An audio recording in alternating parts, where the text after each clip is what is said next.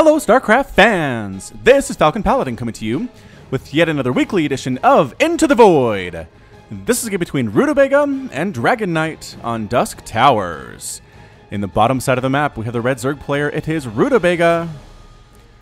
And in the top side of the map, we have the blue Protoss player. It is DragonKnight. That's got to fill up every single available slot in his name. Let's see, 1, 2, 3, 4, 5, 6, 7, 8, 9, 10, 11, 12. Yes, it does. This is the longest name you can have in StarCraft 2. All right, so this is a silver versus bronze edition of Into the Void. I will not tell you which is which. If you care to guess who is the silver and who is the bronze, go ahead and do so in the comments, and I will tell you if you are right or wrong. Okay, so again, this is Into the Void. If you don't know what this is a weekly cast I do with Silver and Bronze League play. If you want to participate and get your cast considered for this, go ahead and send your replay to falconpaladin@gmail.com with the subject of Into the Void, and I will send it to my screeners. They will take a look and find the best ones, because I do get a lot of these, and the best ones will be cast. If this is you, RutAbAgA or DragonKnight, congratulations, welcome to the channel, and we will see what we can learn today. Alrighty then, so a hatch first here from the Zerg player, doing fairly well there with the spawning pool. That's fine. Extractor is usually before the spawning pool, but spawning pool is also an acceptable step next of all. Protoss knows what he's doing, man. Look at this. Gateway into an expand ding with a single gas. 3 workers on those gas. Wow, look at that. 163 APM for the Zerg, around 60 for the Protoss, which is fine for this level. You really don't need crazy fast APM to win at the Bronze and Silver Leagues and get promoted into Gold, but it can help a little bit. Alright, so the Probe here is scouting, does see the hatchery coming up here. Probably should be running around to see if there was ever an extractor built. See maybe if a third base is coming up from the Zerg. Either way, I guess at this point, there we go. Just keep moving. Just keep moving with that scout. Don't ever sit in one place for too long, because you never know when Lings will come and try to kill you, as they are possibly going to hatch out right now here from RutAbAgA. Extractor there, and the time it takes to get workers onto an extractor is not bad here. I was going to say it's a good tell of how good a player is. The pros will do it where the workers are right there the instant the gas building is ready to go. The extractor, the assimilator, the refinery, and get those going. There was a bit of a 2-second delay there for RutAbAgA, which is practically really good for this level, to be entirely honest. And indeed, there goes the cybernetic score for a DragonKnight. Mothership core coming out, getting a zealot. This is not a full wall, so if this was some kind of a crazy pull first all-in Ling build type thing that RutAbAgA was doing, it might be a bit of a problem for our Protoss player, but it's not, as I don't see any Lings on the field at all. Just droning to his heart's content is RutAbAgA. 22 to 19 workers up here, now 23, continuing to macro up. Look at this play from these guys, and there's the Stargate. Okay, so a Stargate opener from DragonKnight. We'll see how this works. Usually Oracles are very good in the early game against Zerg, as long as they don't have a Spore Crawler in the mineral line. However, it does take some good control to avoid the Queens, or if you open Phoenix, whoa, quick lair with a Roach Warren from RutAbAgA. All right. So Phoenix, however, do require a lot of control to not just flat out die to things, and so we'll see what comes out of that Stargate. Unless gateway. Yeah, I don't see DragonKnight going for a Tempest Rush or a Carrier Rush or anything like that in this game. Likely just going to be an Oracle or some Phoenix, as they have seen their heroes like Showtime and Petit Drogo go for those Phoenix and really do well against Zerg from time to time. So that's a dang quick lair. Once again, I know I say this every week, but man, these Bronze and Silver League players are not your dad's Bronze and Silver League players. Back in Wings of Liberty, nobody knew what they were doing. Okay, a lot of people did, but most people did not. Most people had no idea what was going on. Build orders were not a thing. It was so different from Brood War that even Brood War people had a hard time adjusting. It is a Phoenix coming out for DragonKnight. So these players have builds. They understand what's going on. They know to put 3 workers in gas. They know to get about 16 workers per base here. They'll continue to make probes, continue to make drones. There's no supply blocking going on yet. Okay, RutAbAgA is actually supply block, but he has 2 overlords coming in. So this early game, you can't necessarily tell what level these players are based on this early game. There's a 3rd hatch, even for RutAbAgA. This isn't some crazy one-base play out of the Zerg. He's teching up, he's expanding, he's scouting a little bit. He has a drone checking to make sure a 3rd Nexus is not on the way here for the blue Protoss. Where the problems come is during the first attacks. When the Phoenix starts showing up, when the Lings start showing up, when the Roaches start pushing up that ramp, that is where macro slips. That is where decision-making takes a back seat. That is where teching up is forgotten for minutes at a time. What makes the pros is they can handle contact with the enemy and continue their plan, continue to macro up back home, continue to tech up. They could be harassed forever and ever and still get to that T3 exactly when they want to. It's no different than if they were just sitting alone and unbothered for that long.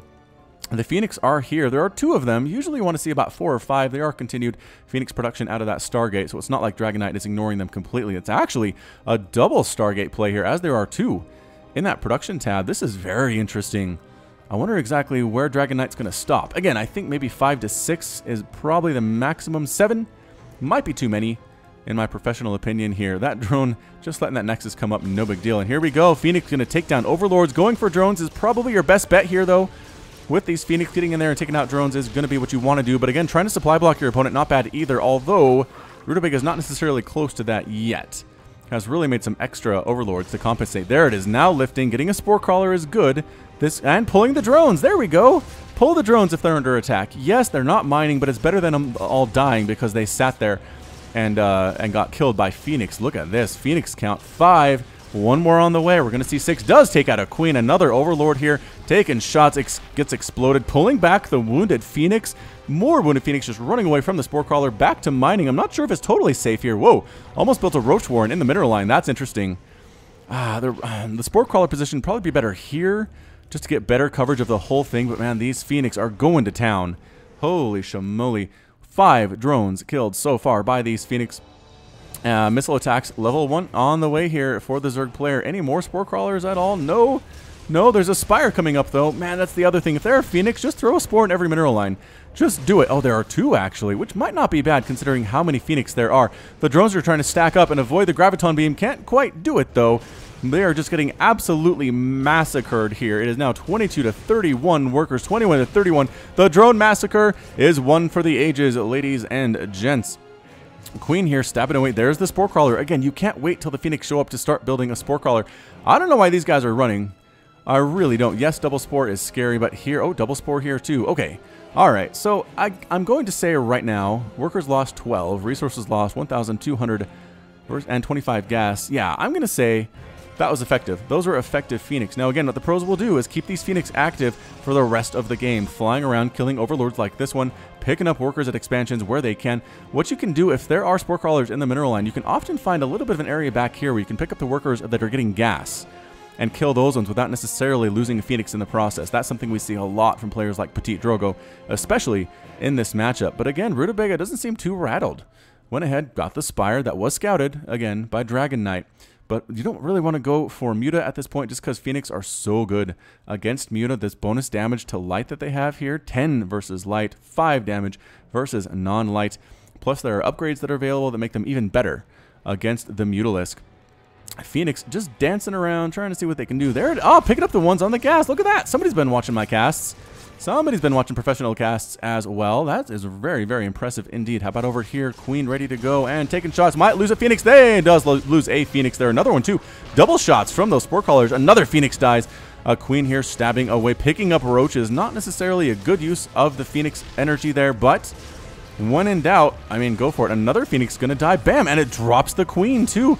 Oh, am I getting a little bit greedy here? DragonKnight losing a few Phoenix, but is taking out Queens, which does slow down the macro. And look at this, expanding under pressure is RutAbAgA. Holy shamoly. Good job here, RutAbAgA. Going Hydra, 9 Hydras in production right now, getting Lurkers too. So might just be able to fight through this and make something happen. As back home, DragonKnight has some gateway units, Stalkers, Zealots, Unadept. What else is going on back here? Twilight Council on the way. Phoenix just kind of hanging out. Again, an active Phoenix is what you want as a Protoss player. Replacing his Queens too. RutAbAgA has been punched in the mouth and is not going down. Not going down. Did get a Spire, mind you, but did not blindly go for Mutas because that's what you think is good against Protoss. He did not do that. Did another Phoenix die? Yeah, the Hydra is sniping it down. How many Phoenix are left, actually? 1. Okay, so traded all of those Phoenix in exchange for 14 drones. In that case, I'm not sure if that was very much worth it, as the Zerg player is starting to catch back up here to DragonKnight. 40 to 43 workers right now, but look at this expansion from DragonKnight, just continuing to expand. 4 bases at the 9-minute mark, but from both these players is not bad. Not bad at all.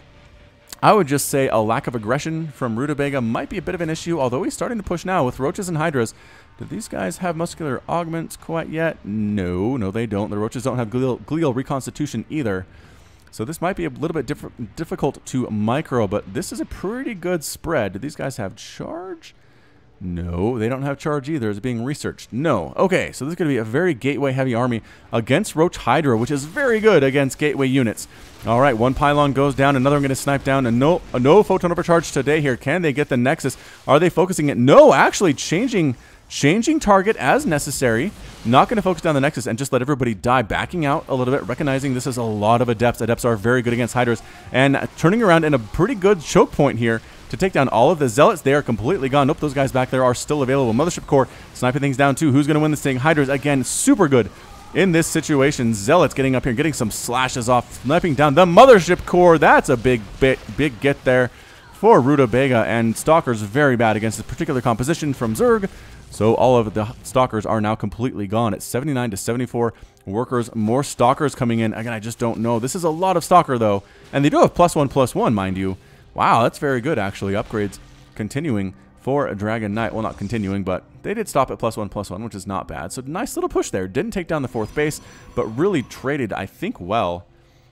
Traded well there. Let's take a look here. 2,700 minerals lost versus, 3,700 minerals lost and 1,150 gas lost for Protoss. So definitely an effective trade for RutAbAgA on that particular attack. Spreading creep is RutAbAgA, looking pretty good as well. Continuing with the Roach Hydra and going for a hive.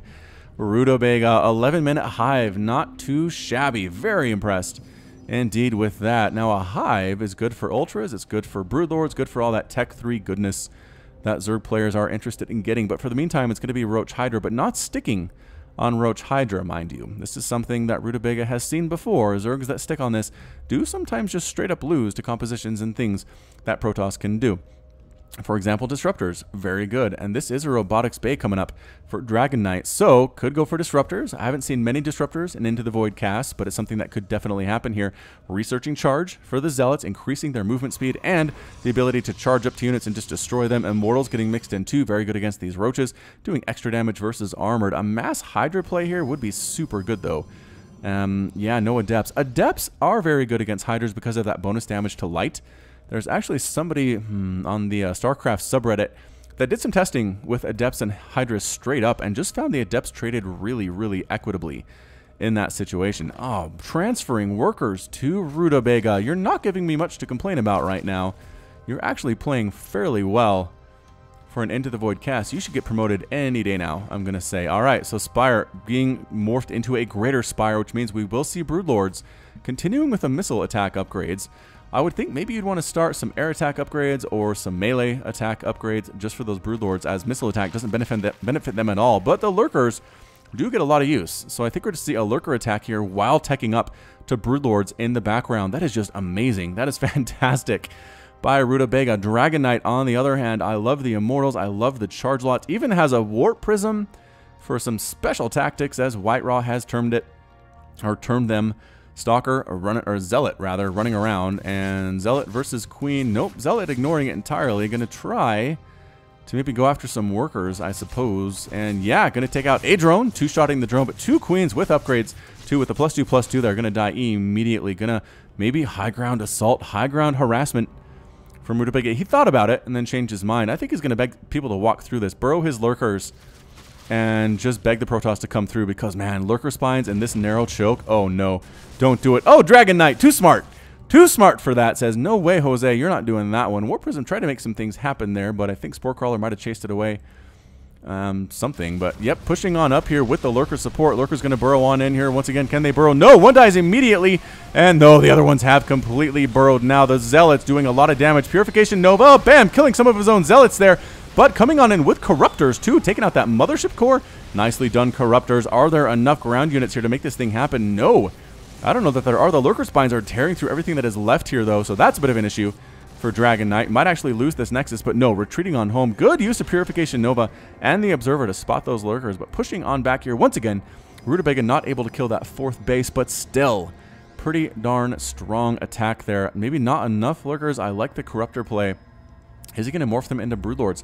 As they'd be pretty darn good against this composition. There's a lot of Stalkers. Yes, they have Blink. Yes, they have +2 attack, but I'm not sure at this level they can blink under the Broodlords as you might expect them to be able to at a higher level of StarCraft 2. Again, I'm not saying it's impossible, I'm just saying I wouldn't expect it. So here comes a nice push with Stalkers, Blink Stalkers, mind you. And 2 Disruptors and a couple of Mortals, too, walking right on in. Purification Nova, killing his own Stalkers there. Not the greatest. Not the greatest. Could have been worse, though. Could have been worse. And actually going to push on out there is DragonKnight. Doesn't really have anything to deal with these Lurkers. Where's his Observer? There it is. Not pushing all the way out. Warping in units at the front lines using the Warp Prism. That is a pro move. That is a pro move.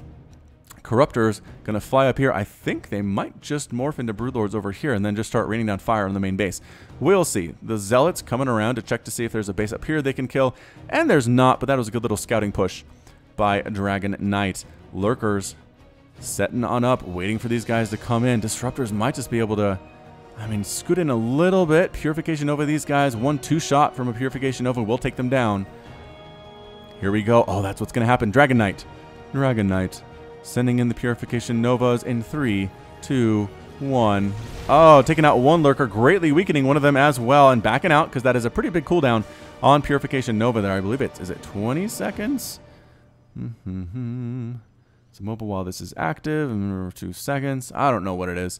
Broodlords, yep, Broodlords morphing in on up here. They're going to try to take out the main base all by their lonesome. I don't know about this. I guess some of them are staying as Corruptors. If any anti-air do decide to show up, and there it is. There's the attack. DragonKnight has started to receive the notification that his main base is under attack. What is he going to do? Is he going to pull back all of his units? Is he going to warp in some Stalkers to try to handle this thing? I don't know. This Nexus will die, but there's nothing here going for it. There's nothing in these assimilators. There's nothing in these minerals. And these mineral patches are completely gone.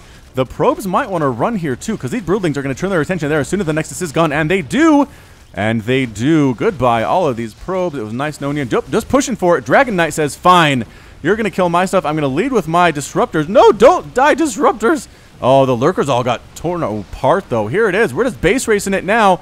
DragonKnight, a lot of Stalkers, a lot of Immortals here, too. DragonKnight floating a lot of money, but so is RutAbAgA. It is 114 to 140 total supply. That base died immediately, but the Broodlords coming on through. There are some Void Rays in production, but I don't know if that's enough to handle this many Corruptors and this many Broodlords, losing the means of production here. Trying to take out that pylon. Does that pylon power all of this stuff? A lot of this stuff is powered by pylons, by this pylon. That's for sure. I guess this one does provide some coverage up to the north. And just kind of hanging out is DragonKnight. I think he's worried about his main base here, but you know what? Come up that ramp. Send some Purification Novas down here to get rid of these Lurkers. More Lurkers here, though, for RutAbAgA.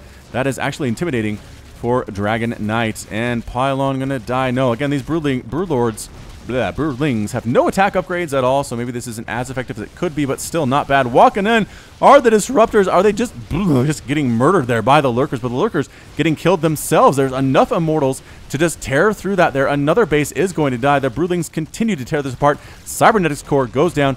This pylon might just die as soon as everything else is gone. No, depowering the gateways here too. And it's a base race scenario here from RutAbAgA and DragonKnight. Go up that ramp. Go up the ramp. There's nothing here. Your Disruptors, no, there is nothing here at all. Broodlords, no, don't go all the way home. Yeah, at least kill this base. There we go. Gonna kill all the probes here. I'm gonna kill the Nexus too. This base, not exactly mined out.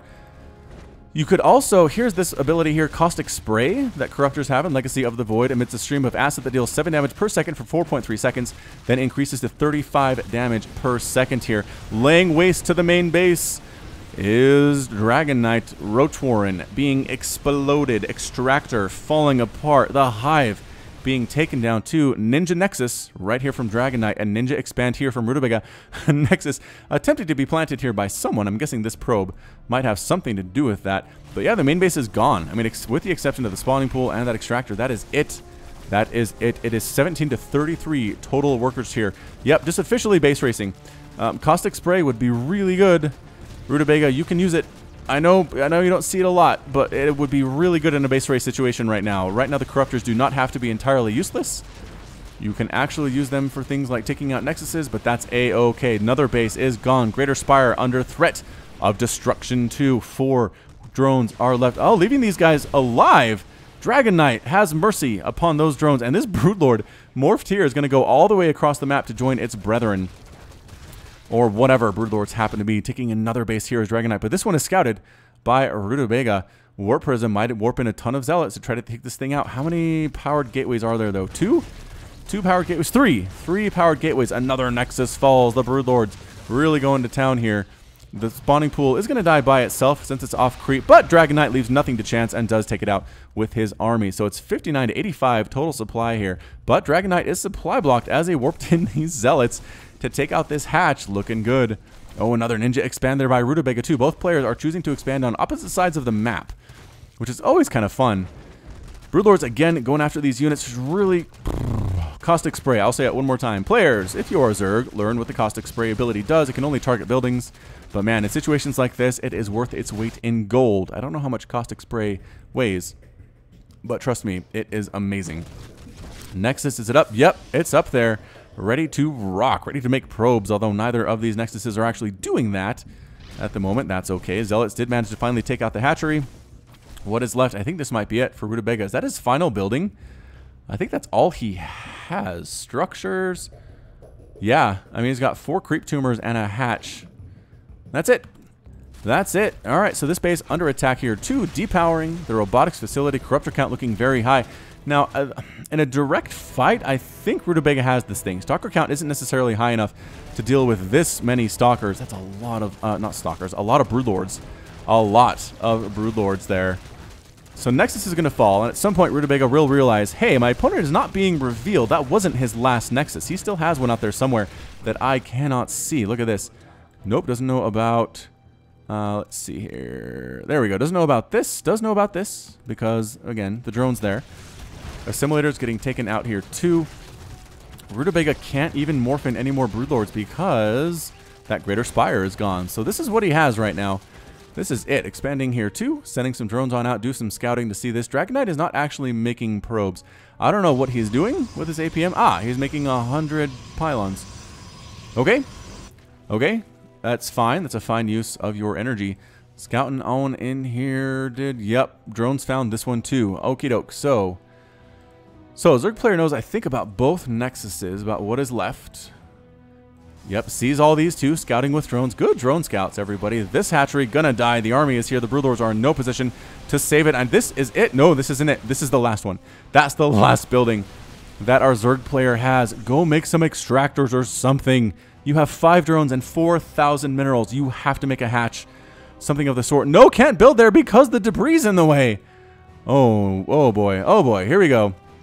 Broodlords, again, very, very slow. This army fairly fast for DragonKnight. Can abuse the immobility of the Broodlords and try to take things down here. Is this the last? Nope, just finally builds a hatch up here. RutAbAgA says, I can't mine from this location very well, at least, but at least I'm not dead. At least I'm not dead. Production, not looking very good. Units tab, 8 Broodlords, 12 Corruptors, which are essentially useless because they're not using Caustic Spray. Versus 2 Disruptors, 12 Stalkers, 4 Immortals, and 8 Zealots. Again, the Zealots are pretty darn useless too. So chasing these guys are the Broodlords that are very slow, move speed of 1.97. But if you get trapped in here, DragonKnight, don't get trapped. Why did you come in here? There's no way out. Oh, I think he sees it. I think he recognizes it. Here come the Broodlings, raining down fire, trapping a lot of these guys on in. And, oh, taking out a Stalker. Another Stalker ends up falling, chasing, just running for their lives now. An Immortal going to get surrounded and killed too. Maybe? Is it going to live? The Broodlings are faster than it. And no, the Immortal does get taken out. Another one too, trapped on the ramp. The DPS on the Broodlings is not super great, but it might be enough, especially if it holds it up for another round of Broodlings. Disruptor ends up dead there too. And focusing down the Immortals, taking it out. This last space is very hidden for RutAbAgA. I'm not sure that DragonKnight's going to find this thing unless he sees it already. He's making a beeline for that thing. Oh, he sees it. He sees it. He sees the final hatch. Here we go. Is this it? Is this all there's going to be for our Zerg player today? Yes, that's it. RutAbAgA loses his last building. A DragonKnight is victorious. Wow, good ending there. Good ending from DragonKnight. Again, the superior composition, I think, was here from RutAbAgA. But DragonKnight made it happen, used his mobility to find different hatches, take out all the buildings that remained for the Zerg player, and that's really all you have to do in StarCraft. I know it doesn't happen a lot, because players will tap out before that point. But man, recognize the ability to take out buildings was what saved him. RutAbAgA had 4 drones, though. Where the heck are those drones? There's one here. Could have built an extractor. Could have built a hatch here and here. Defended it with the Broodlords. Or some Broodlords? I don't know. That's just a tough position to be in. Again, the Corruptors using Caustic Spray could have taken this thing out. Could have taken all this stuff out. No big deal, especially if Broodlords were defending. But that's okay. They're all things we don't know about StarCraft 2. It's all about learning, and that's what this is.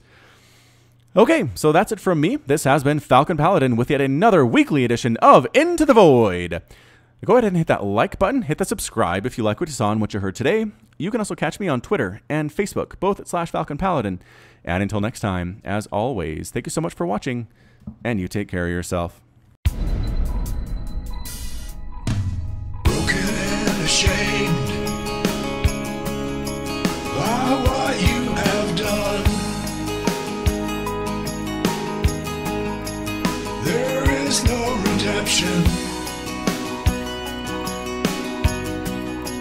and so you must run. And it's taken your heart and broken your soul. You cannot go back until you're made whole.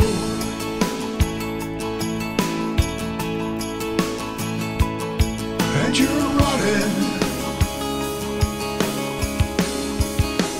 into the void.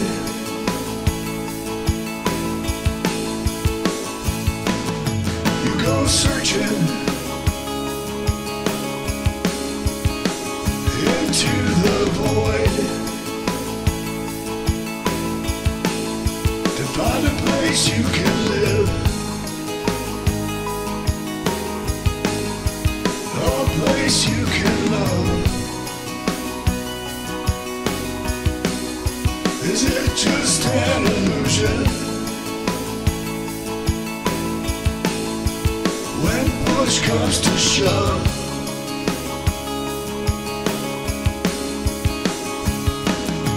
there's a light upon you,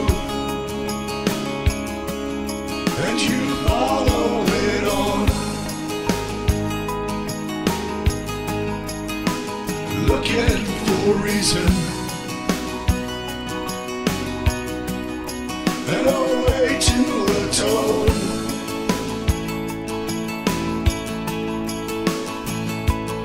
All around you, the planets and stars, you're lost in a maelstrom of a great new unknown.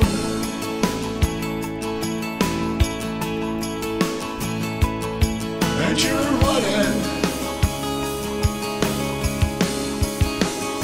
into the void.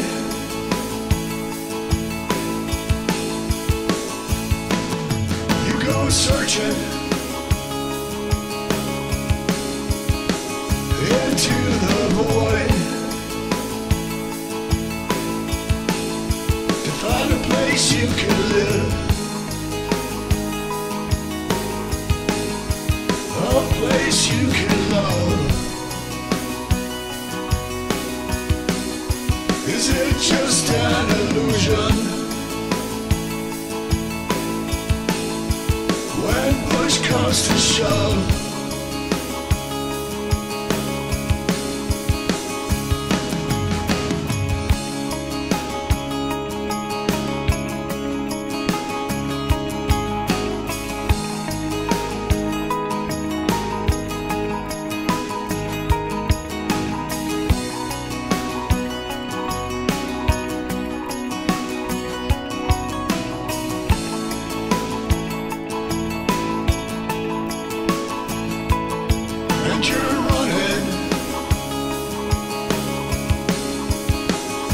into the void.